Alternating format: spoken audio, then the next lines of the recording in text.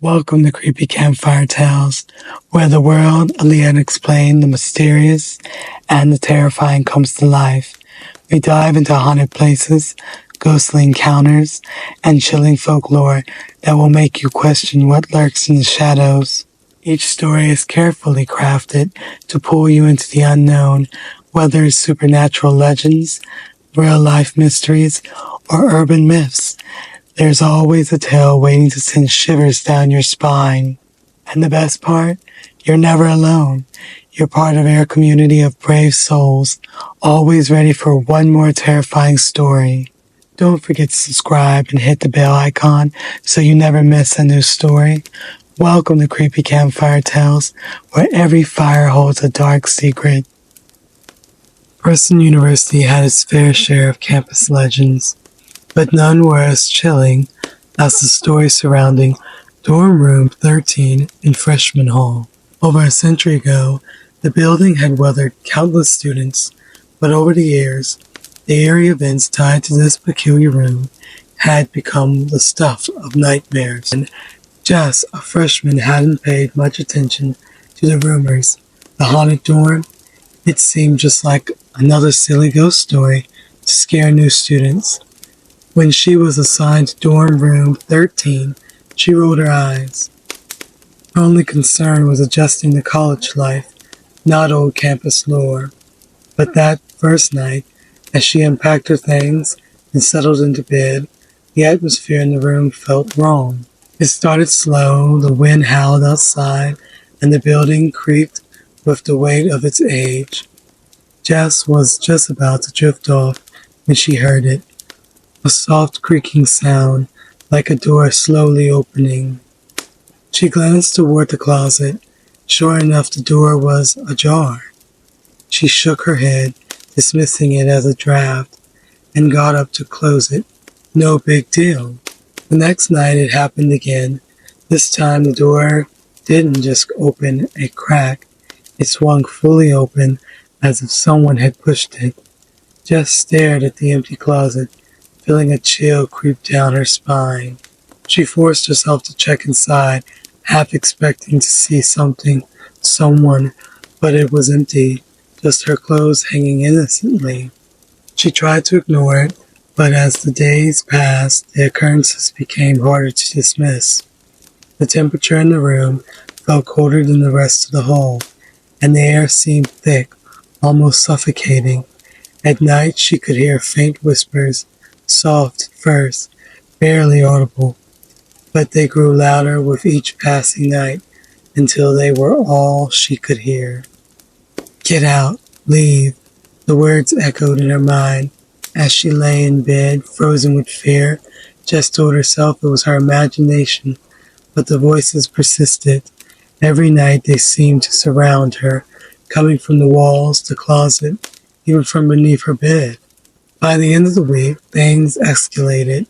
Objects in her room began to move. Her textbook slid off the desk, her lamp flickered wildly, and once her bed shook so violently that she was thrown from it.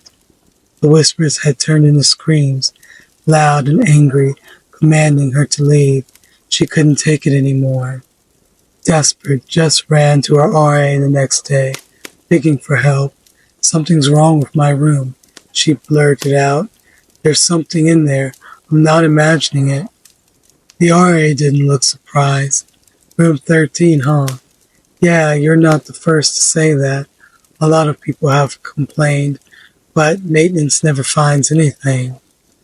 Jess's blood ran cold, so it wasn't just her. Something was wrong with that room. Determined to figure it out, she headed to the library and began researching. After hours of digging through old records and campus archives, she found what she was looking for. In 1973, a student named Emma Stevens had lived in dorm 13. She was a quiet girl, kept to herself, but one night, she simply disappeared. No one knew where she went, and no trace of her was ever found. Her belongings were still in the room, untouched. Since then, every student who stayed in that room reported strange occurrences until they left. No one stayed in room 13 for long. Jess knew she had to leave. Whatever was in that room wasn't going to stop. That night she packed her bags, ready to move out first thing in the morning. But as she zipped up her suitcase, the door to her room slammed shut with a force that shook the walls. The lights flickered wildly, and the temperature dropped to a bone-chilling cold. The whispers returned louder than ever. "Stay with us." Jess backed into a corner, trembling. Then from the shadows near the closet, a figure emerged, pale with long tangled hair and hollow dark eyes. It stepped forward, the figure of Emma Stevens. "Stay with me," the ghostly voice whispered, its hands reaching out toward Jess. With a surge of adrenaline, Jess darted for the door, wrenching it open, desperate, the force pushing against it. She ran down the hall, not daring to look back, the echoes of the whispers still ringing in her ears. The next morning, Jess moved out of freshman hall, refusing to set foot in dorm room 13 ever again. But the legend of the room didn't end there. It never does. To this day, students still report strange happenings. The door to room 13 remains locked, but late at night, if you listen closely, you hear the faint whispers of girls' voices calling from the shadows. Stay with us. The story begins with Samantha, a sophomore student at Princeton University, a university known for its deep history and some strange rumors, known for its old architect and mysterious past. The university had unsettling air about it, but no one took the eerie story seriously until Samantha stumbled onto something she shouldn't have. Her nightmare began when she signed up for Professor Lee's History of Ancient Civilization class. Professor Lee was notorious for being distant, cold, and unnerving. Some students joked that he never aged, that he'd been teaching for decades. There were also whispers about students mysteriously dropping out after taking his class, but Samantha dismissed them. One rainy afternoon, while doing research in the old Princeton library, Samantha made a chilling discovery.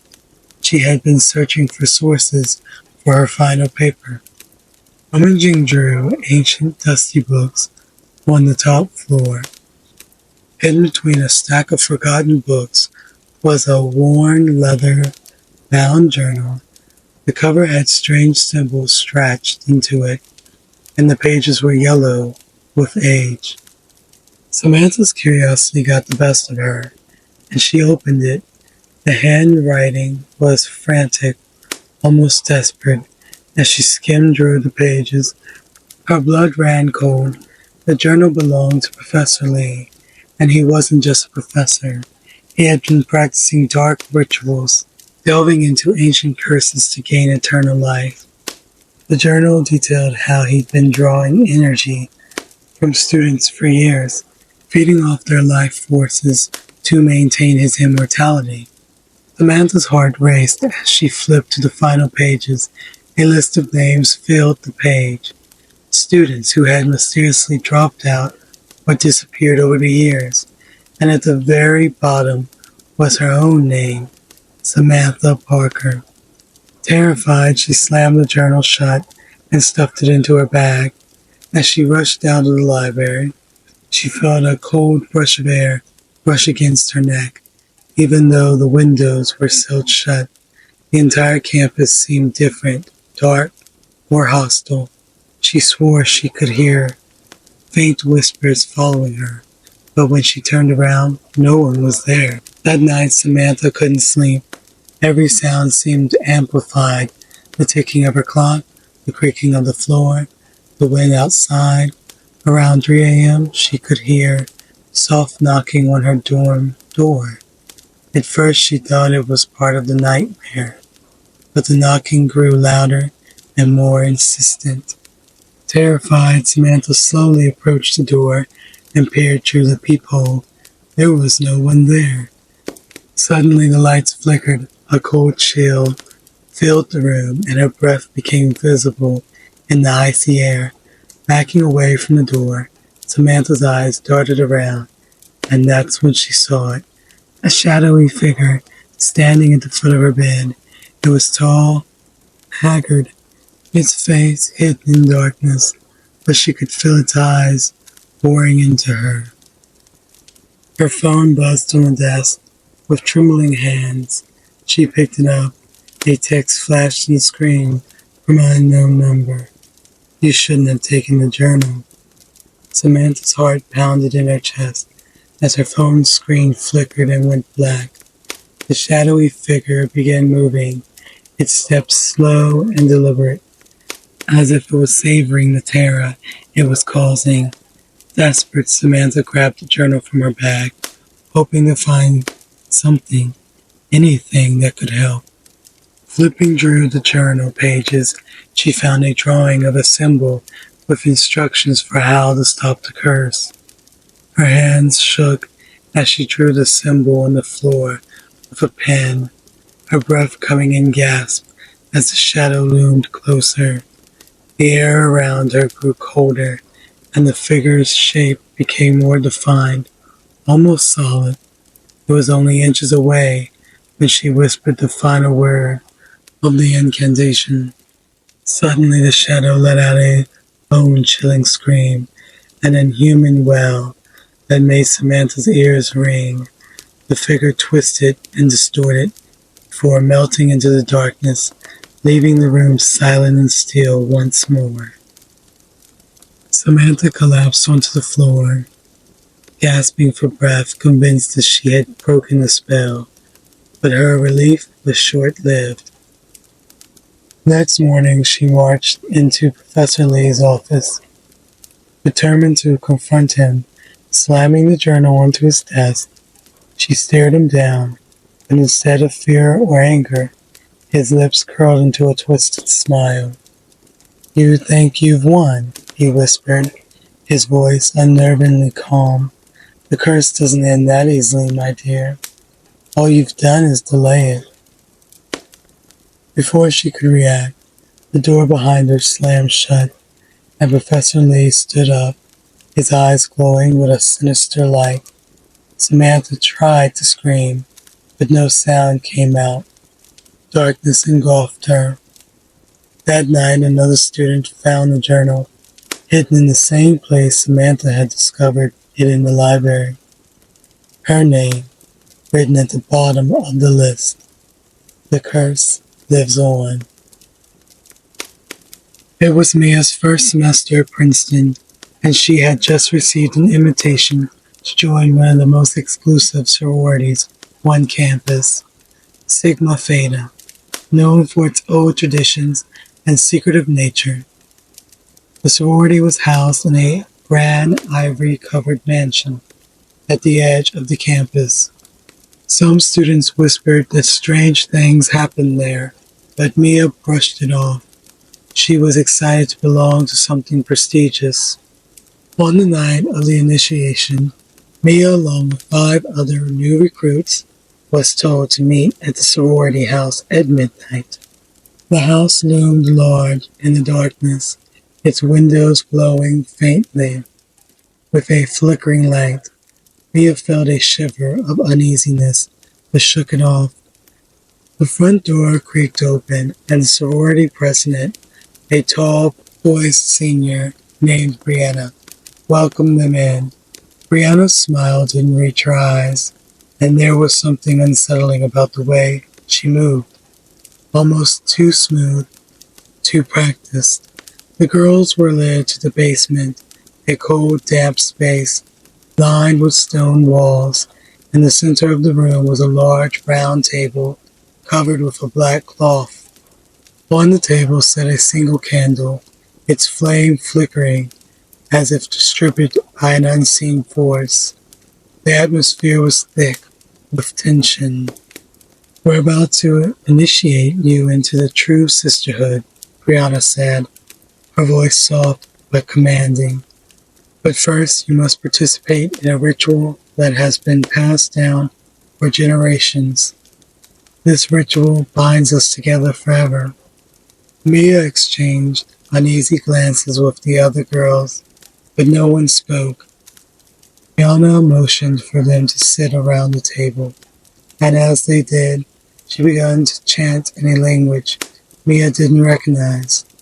The words felt wrong, heavy, as if they were never meant to be spoken aloud. Suddenly the candle flame flared, casting eerie shadows on the walls. Mia felt a sharp chill run down her spine. The air in the room seemed to grow colder with each passing second, and the basement lights flickered. What? What is this? One of the girls, Emma, whispered, her voice trembling. Brianna's eyes flashed as she continued to chant. The floor beneath them began to tremble slightly, and Mia's heart raced. She wanted to leave, but her legs felt heavy, as if something was keeping her in place. Then from the shadows, a soft tapping echoed through the room. At first it seemed distant, but it grew louder, closer, as if something or someone was approaching. Mia strained her eyes, but the corners of the basement were pitch black, darker than they should have been. Suddenly a figure appeared in the shadows. It was tall, with long, bony fingers that extended unnaturally. Its face was covered by the darkness, but Mia could feel its gaze on her. Her heart pounded in her chest. "What is that, another girl?" Haley cried, scrambling to her feet. Brianna's voice grew louder, more insistent. "Sit down," she commanded, her tone cold and threatening, but the figure in the shadows was moving closer, its elongated fingers dragging across the stone walls, making a horrible scratching sound. Mia's breath caught in her throat as the figure reached the edge of the circle of girls. The air was so cold now that she could see her breath. The candle flame flickered violently, then suddenly went out, plunging the room into complete darkness. The scratching noises stopped, and the room was filled with an eerie silence. Then a scream pierced the air. Mia's body jolted as the scream cut through the darkness. It was Emily. Mia reached out, but her hand touched only empty air. She couldn't see anything, just blackness, and the sound of something moving in the shadows. The basement door slammed shut, and the girls began to panic. "Let us out," Haley screamed, pounding on the door. But Brianna didn't move. She just stood there, her face blank, eyes cold, as if nothing was happening. "This isn't a sorority," Mia whispered, her voice shaking. "This is something else." The figure in the darkness moved again, and Mia could hear its labored breathing. It was close, too close. She stumbled backward, trying to find the door, but the cold, invisible force wrapped around her like icy fingers. Just as she felt the figure's cold breath on her neck, the lights flickered back on.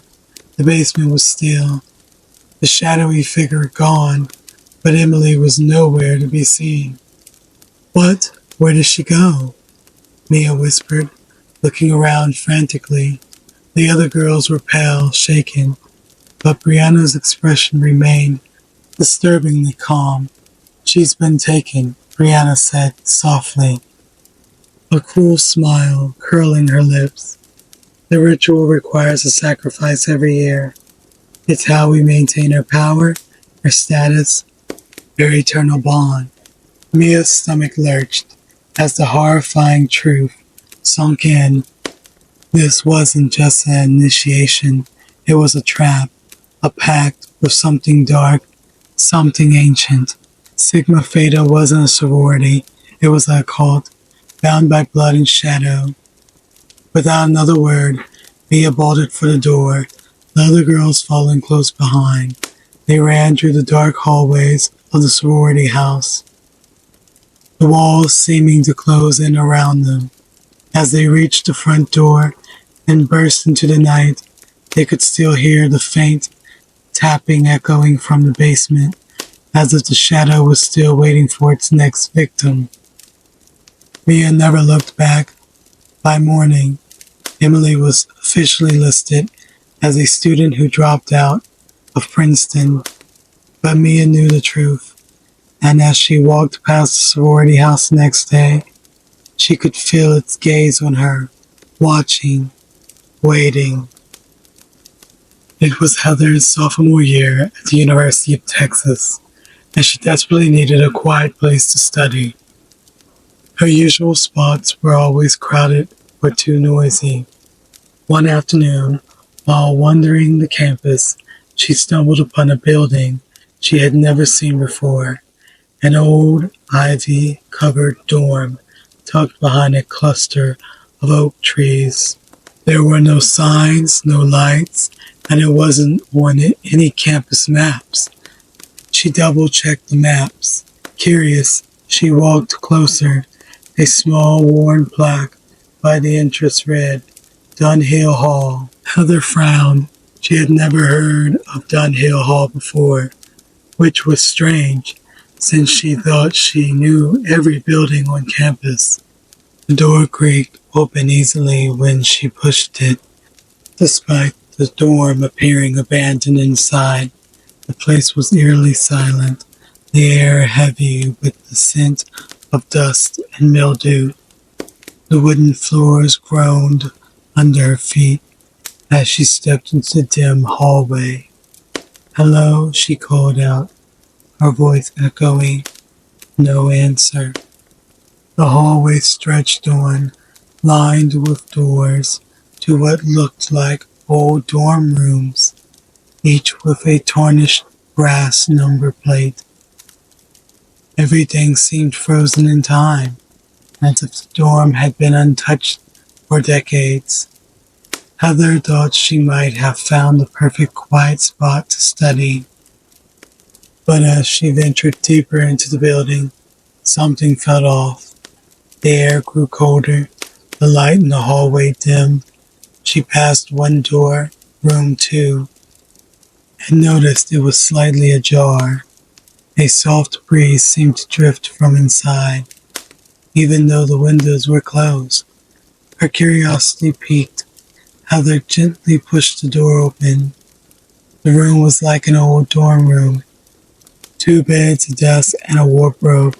Old posters from the 1970s covered the walls, and the air smelled damp. A strange sense of dread filled her, but she shook it off and sat at the desk. It looked like a great spot to get some work done. Then she noticed a notebook already on the desk. It looked ancient, the pages yellowed and brittle. She flipped it open and her heart began to pound. The handwriting was erratic, like someone had written in a hurry. The entries described strange occurrences, footsteps in the hallway when no one was there, shadows moving in the corner of the room, and whispers in the middle of the night. The final entry was the most chilling. "I have to leave this place. This place isn't real. Dunhill Hall shouldn't exist." Suddenly the door to room 2 slammed shut with a loud bang. Heather jumped up, her heart racing. She bolted to the door and tried to pull it open, but it wouldn't budge. Her phone had no signal, and the silence around her was suffocating. Then she heard it, faint whispering like voices, like in unison, slowly growing louder. The sound seemed to come from the walls, from beneath the floor, from everywhere. Heather's pulse quickened, and she pressed her hands over her ears, but the whispers wouldn't stop. Her ears darted around the room, searching for any way out. The wardrobe creaked open slowly, the hinges groaning, as a shadowy figure emerged from the darkness. It was tall and twisted, its face hidden, but its hollow eyes looked onto Heather's. She froze in terror, As the figure drifted toward her, the whispering growing louder and more insistent. Heather backed into the corner, her entire body shaking with fear. She glanced at the notebook, desperately flipping through the pages until she found something at the bottom of one page. There's only one way out. Wake up. Wake up. She didn't understand it, but then it hit her. This place wasn't real. Dunhill Hall didn't exist. Taking a deep breath, Heather closed her eyes and focused, willing herself to wake up, to escape whatever nightmare she had stumbled into. The whispers grew louder, and the shadowy figure was now inches away, its icy breath on her skin. Wake up, she whispered to herself, her eyes squeezed shut, and then silence. Heather opened her eyes. She was laying on the grass outside, her backpack beside her. The sun was setting, casting long shadows over the campus. Dunhill Hall was gone. No trace of the building remained.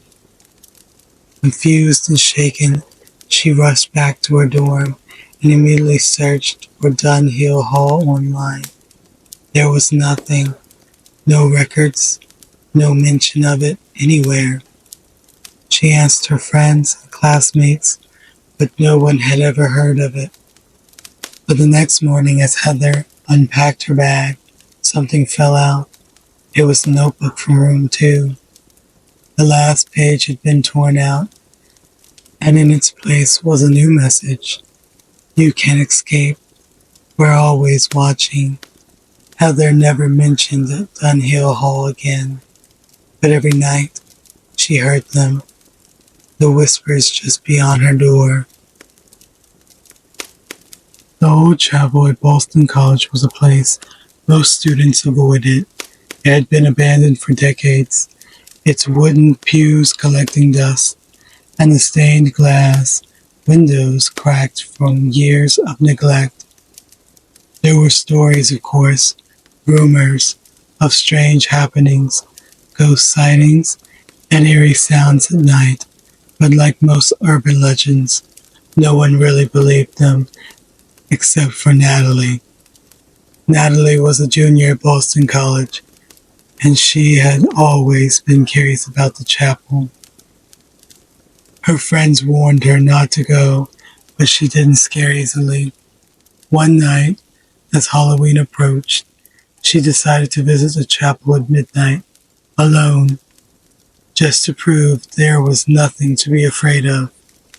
It was a chilly night, and the campus was silent as Natalie made her way to the edge of the grounds where the chapel stood, dark and looming. The wind howled through the trees, and the moon cast long shadows over the crumbling building. Natalie hesitated for a moment at the entrance, but then she pushed the heavy wooden door open with a loud creak. Inside, the air was cold and musty. Dust floated in the air, and the faint smell of decay filled the room. The chapel was dead, silent except for the occasional creak of the old wooden beams above her head. Natalie took out her phone, turning on the flashlight. The beam cut through the darkness, revealing the forgotten pews and the altar at the far end. As she moved down the aisle, she felt a strange sense of being watched. She brushed it off, convincing herself it was just her imagination. She continued forward, her footsteps echoing unnervingly in the empty space. Reaching the altar, Natalie noticed something strange. A book, a large leather-bound one, was laying open on the altar. The pages were yellowed and worn, the writing faded. She didn't remember hearing anything about a book being left behind. She stepped closer, her curiosity getting the better of her. The text was written in a language she didn't recognize, strange symbols and markings that made her skin crawl. Suddenly the chapel door slammed shut behind her. Natalie spun around, her heart pounding in her chest. The wind outside had picked up. The door couldn't have closed on its own. She took a deep breath, trying to calm herself, but then she heard it. Faint whisper, barely audible, coming from somewhere in the chapel. She whipped her flashlight around, but there was no one. The whispering grew louder, like a choir of voices, all speaking at once, but she couldn't make out the words. The temperature dropped sharply, and she could see her breath fogging in the cold air. Fear gripped her as the whispers seemed to surround her, closing in. She backed away from the altar, her mind racing. This wasn't just her imagination. Something was very, very wrong. Suddenly, out of the corner of her eye, she saw movement. A shadow flickered in the far corner of the chapel, near the broken stained glass windows. Natalie's flashlight beam swung toward it. There was nothing there, just darkness. The whispers grew louder, more urgent now. She could hear footsteps, slow, coming from behind her. Her heart raced as she turned, but again, no one was there. Panic started to set in. She tried to open the chapel door, but it wouldn't budge. It felt like something was holding it shut, trapping her inside. Desperate, she pounded on the door, yelling for help, but her voice seemed swallowed by the darkness. The footsteps came closer. Natalie's breathing became ragged as she turned to face the room, her back pressed against the door. That's what she saw it, slowly emerging from the shadows. At the far end of the chapel was a figure. It was tall, it was formed, twisted, and unnatural. The figure's face was hidden beneath a dark hood, but she could feel its gaze piercing and cold. The whispers were louder now, echoing in her head. The figure moved closer, gliding silently down the aisle, its robe brushing the floor. Natalie felt paralyzed, unable to move, her body frozen in terror. The figure stopped just a few feet away, and slowly it raised its hand, pointing directly at her. Her phone suddenly buzzed in her pocket, snapping her out of her paralysis. Trembling, she pulled it out, hoping for some kind of connection, some way to call for help. But there was only one message on the screen from an unknown number. Get out before midnight. Natalie's heart nearly stopped. She glanced at the time, 11:59 p.m. She had seconds. Adrenaline surge drew her, and she bolted toward the back of the chapel, looking for another exit. She could hear the figure's footsteps behind her, faster now, as if it knew her time was running out. Desperate, she spotted a small side door and rushed toward it, her heart racing in her chest. She grabbed the handle, praying it would open. The door flew open, and Natalie stumbled outside, gasping for her breath. The cold night air hit her like a wave as she slammed the door shut behind her.